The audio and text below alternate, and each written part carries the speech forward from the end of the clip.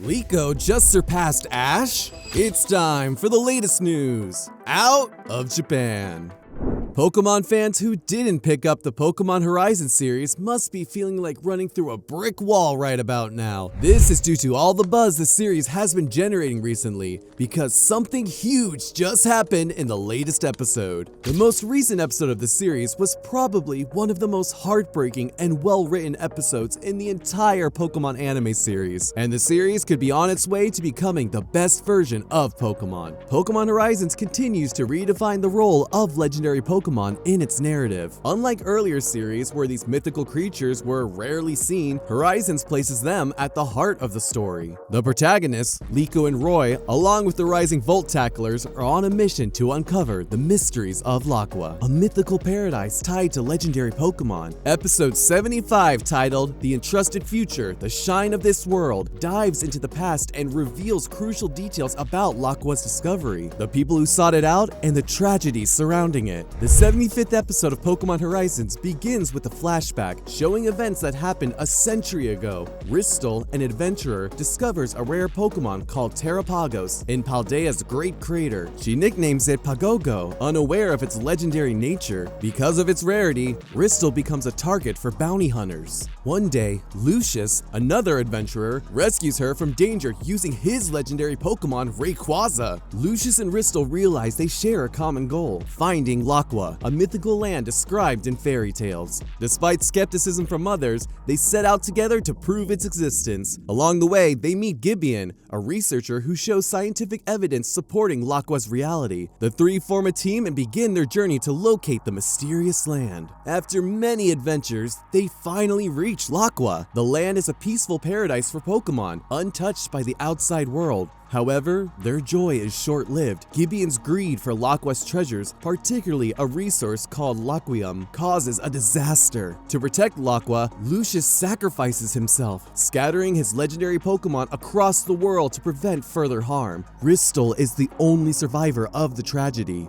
She returns to the outside world carrying Pagogo, which has reverted to its dormant state. She decides to keep Terrapagos as a pendant and devotes the rest of her life to raising her daughter, Layla. Tragically, Ristle dies young, leaving behind her memories and the dormant Terrapagos. In the present day, the Rising Volt Tacklers listen to Ristle's story and learn about the sacrifices made to protect Laqua. Ristle's spirit entrusts Terrapagos to Liko, making her its official guardian. Liko then catches Terrapagos with her Pokeball, marking an important moment in her journey. The flashbacks also reveal details about Lucius and Gibian. Lucius is shown to have been a selfless leader who deeply cared for his Pokemon. Scenes of Galarian Moltres nuzzling him and Lapras remembering him show his bond with his team. On the other hand, Gibian's actions during the Laqua expedition reveal his true nature. His selfish desire to take Laquium caused the tragedy and scattered Lucius's Pokemon. In the present, Gibian's appearance has changed. His hair, once gray, is now white with pink tips. His legendary Pokemon, Zygarde, has been reduced to its 10% form, showing the toll taken by the events of the past. After Ristle's story is revealed, the Rising Volt Tacklers decide to continue their search for Entei. Diana departs from the group once again, leaving them to plan their next steps. The episode ends with a preview of their next destination, where they might run into Sodayo, a former member of the Rising Volt Tacklers. Of course, the big headline here is that, yes, after 75 episodes of build-up, Liko has finally caught Terrapagos, meaning her third official Pokemon is one of the legendary ones. But before we get into that, let's not ignore how amazing this episode was from a narrative standpoint. It's an episode that revealed so much information about the current world of Pokemon Horizons in a way that resonated with fans across the globe. I can now say with confidence, this is the best episode in Horizon. Entire lore drop, and it was so emotional and laid out so amazingly. These were the words of a fan who absolutely loved the episode and believes that it's the best one yet. In a similar vein, another fan praised the episode, saying, "This week's episode of Pokemon Horizons has paved the road to Legend ZA. Everything is beginning to come into focus. Laqua, Requiem, Laquium, pink crystals, The Sundial, Zygarde, an enemy of Terrapagos? That fan is right on the money because not only did the episode bring a lot of unknown events of the past to light, it connected several dots that would ignite the battles and stories to come. Because of how great the episode was, some fans are claiming they prefer the Horizon series to the OG Pokemon series with Ash, claiming it was less straightforward and more mystery-oriented, which gives fans a lot to theorize on. So yeah, Pokemon Horizons delivered a fantastic episode that shows its potential to become just as iconic as the original series. But let's not get lost in the sauce. Not all the buzz surrounding the series was positive, and that's largely owed to the scene of Liko catching Terrapagos. While many fans saw it coming from a mile away, given the fact that it was pretty much a natural direction for the story to go, some were offended by it, especially while comparing it to the characters from the older Pokemon series. And of course, they'd let Liko catch a legendary Pokemon before him too. Our boy Ash just can't catch a break, even when he's not even in the show anymore.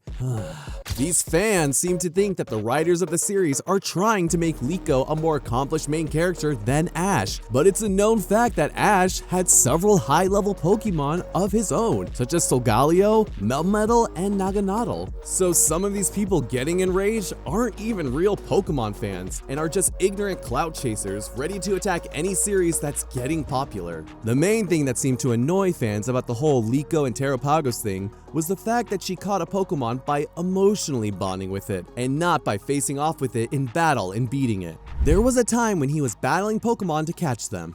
Then at some point, it just stopped. Nowadays, it's help Pokemon. Ask Pokemon if it wants to go with you. Pokemon agrees. I honestly think it's because they don't want to piss off PETA anymore. These were the words of a fan who obviously despised how Liko managed to catch Terrapagos. Another fan said, "This is why Pokemon doesn't feel like Pokemon anymore.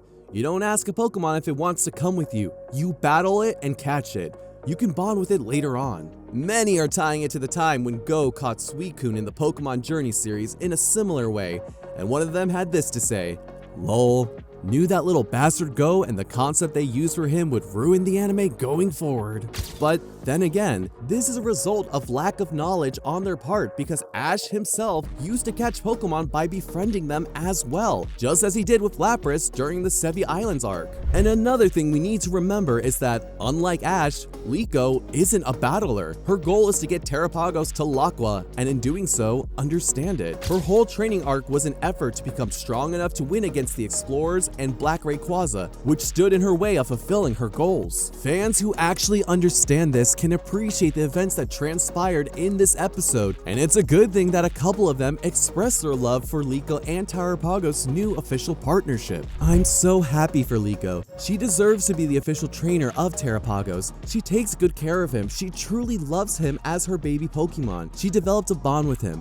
She is the first main protagonist to officially capture a legendary. Although some might argue with that last part, saying that Go is the actual first protagonist to secure a legendary Pokemon, the important thing here is that fans appreciate this massive moment in the story and are now having high hopes for future events. Some think that because of how powerful Terrapagos is, Liko would most likely never lose a battle again. Given how long it took Liko to officially catch Terrapagos, fans are hoping that she doesn't take too long in catching the remaining 3 Pokemon needed to form her team. Some fans have come to the realization that the story is probably building towards Liko releasing Terrapagos when they get to Laqua, just like Ash and Solgaleo. Well, despite how reasonable this is, any strong fan of Liko and Terrapagos' friendship would wish this ends up not being the case. Anyways, some fans have high hopes of what's to come in the future, a couple even hoping for an appearance by an older version of Ash in a similar manner as several other anime like Inazuma 11 and Beyblade. But despite whether this happens, there's a high chance that the story would only get better from here. In other news, Dandadan had a controversial scene?